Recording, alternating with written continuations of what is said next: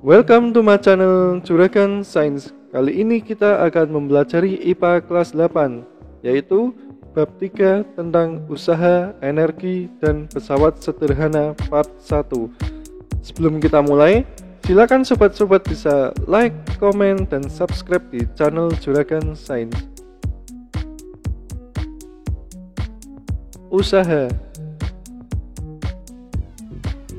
Usaha merupakan besarnya energi atau gaya yang diberikan untuk memindahkan atau menggerakkan suatu benda atau objek.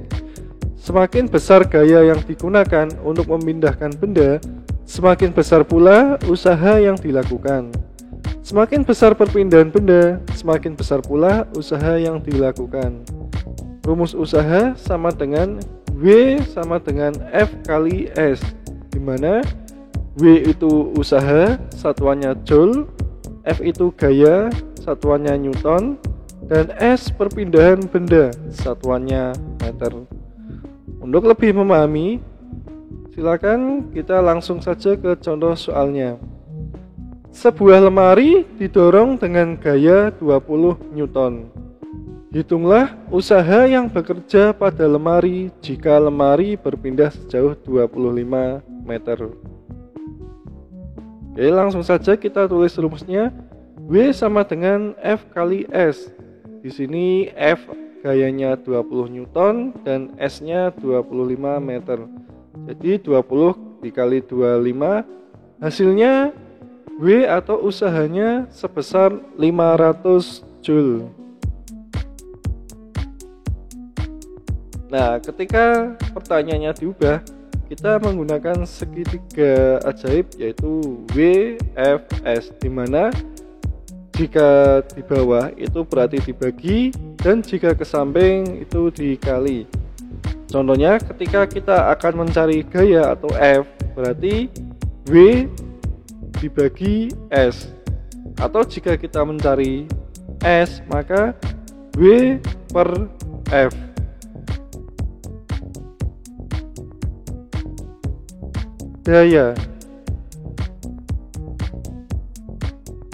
Daya merupakan jumlah usaha yang dilakukan tiap satu satuan waktu. Satuan dari daya ialah watt. Selain itu, satuan yang sering digunakan selain watt yaitu daya kuda atau horsepower HP, di mana 1 HP sama dengan 746 watt. Untuk rumus daya itu P sama dengan W per T, di mana P itu daya, W itu usaha, dan T waktu. Untuk contoh soalnya, Simon memindahkan meja dengan usaha sebesar 1200 Joule selama 5 menit. Berapa daya yang dikeluarkan Simon? Langsung saja kita tulis rumusnya. P sama dengan W per T, di mana W-nya sebesar 1200 Joule dan T-nya di situ 5 menit. Nah, karena satuan T harus detik atau sekon, maka 5 menit ini kita harus ubah menjadi detik. Di mana 1 menit itu 50 detik, jadi 5 menit sama dengan 5 kali 60 sekon. Diperolehlah T sama dengan 300 sekon. Maka P-nya sama dengan 1200 per 300. Hasilnya P atau dayanya 4 watt. Untuk menghitung yang lain, kita menggunakan segitiga ajaib ya.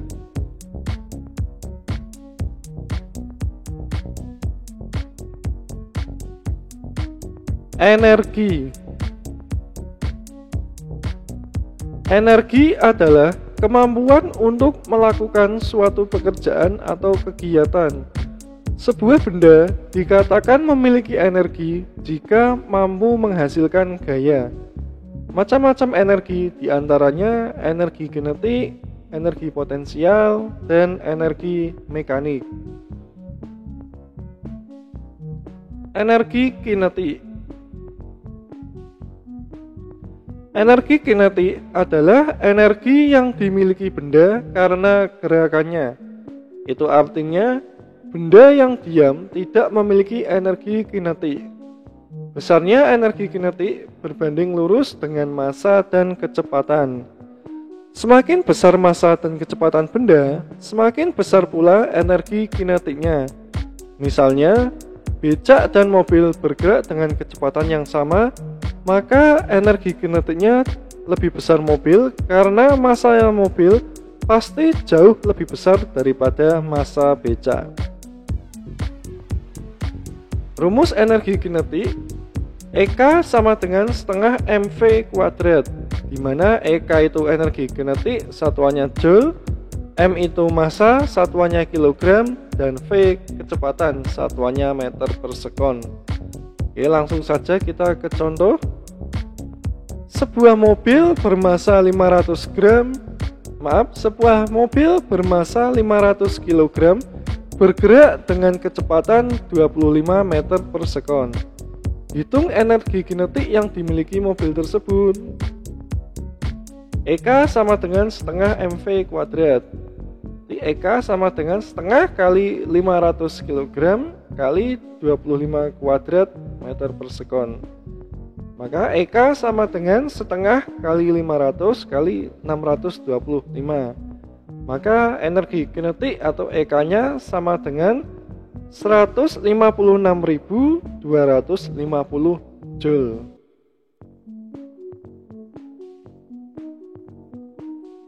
Energi potensial. Energi potensial adalah energi yang dimiliki oleh benda karena kedudukannya atau posisinya. Energi ini dimiliki saat bendanya diam. Saat bendanya bergerak, energi potensialnya akan berubah menjadi energi kinetik. Contoh benda-benda yang memiliki energi potensial adalah kelapa di atas pohon, busur yang akan dilepaskan dari panahnya, atau gerak muatan listrik di dalam penghantar. Rumus energi potensial EP sama dengan mGh, di mana EP ini energi potensial, satuannya joule, M itu massa, satuannya kilogram, G itu percepatan gravitasi bumi, satuannya meter per sekon kuadrat, dan H adalah tinggi benda, satuannya meter. Untuk contoh soalnya, sebuah jambu bermassa 500 gram berada di ketinggian 4 meter.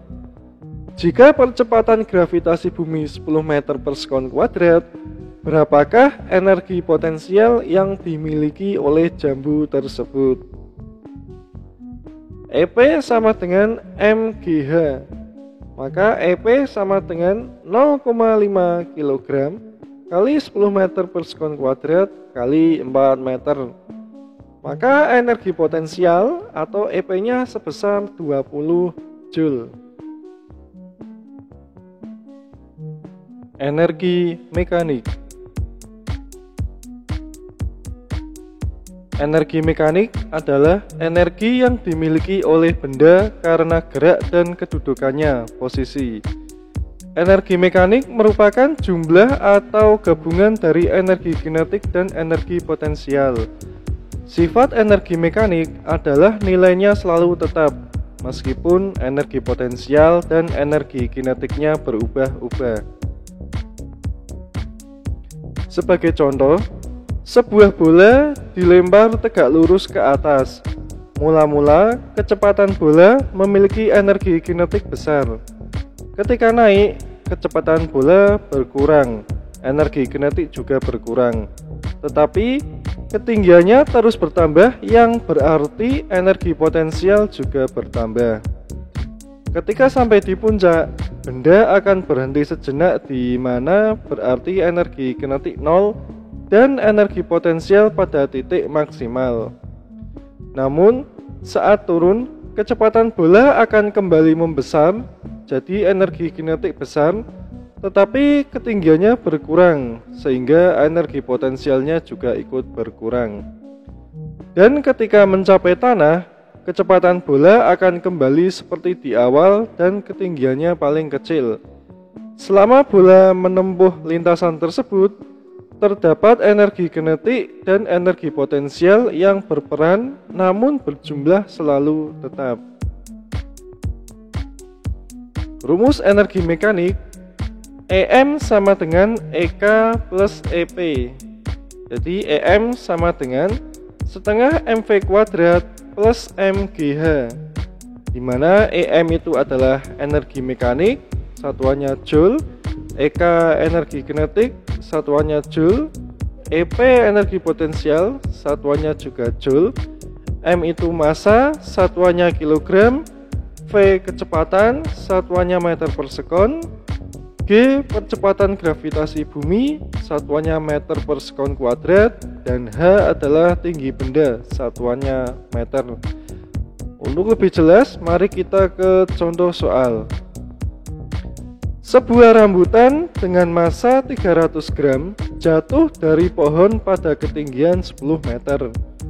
Jika percepatan gravitasi 10 meter per sekon kuadrat, hitunglah energi mekanik rambutan tersebut. EM sama dengan EK plus EP. Jadi EM sama dengan setengah mv kuadrat plus mgh. Benda jatuh dan tidak diketahui kecepatannya, maka energi kinetik atau EK-nya diasumsikan bernilai 0. Jadi EK sama dengan 0.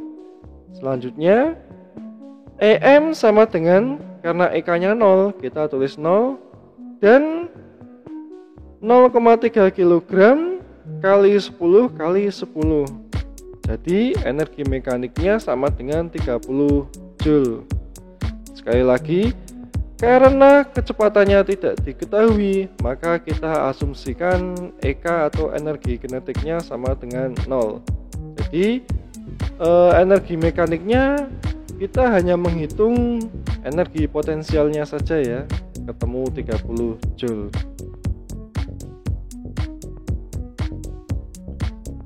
Hukum kekekalan energi. Bunyi hukum kekekalan energi adalah energi tidak dapat diciptakan ataupun dimusnahkan. Energi hanya dapat diubah bentuk dari bentuk energi satu ke bentuk energi yang lain.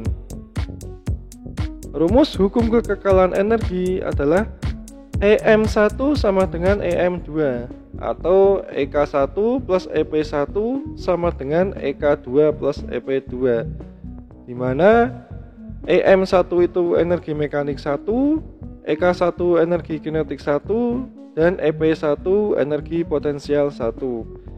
EM2 energi mekanik 2, EK2 energi kinetik 2, dan EP2 energi potensial 2, di mana semuanya satuannya adalah joule.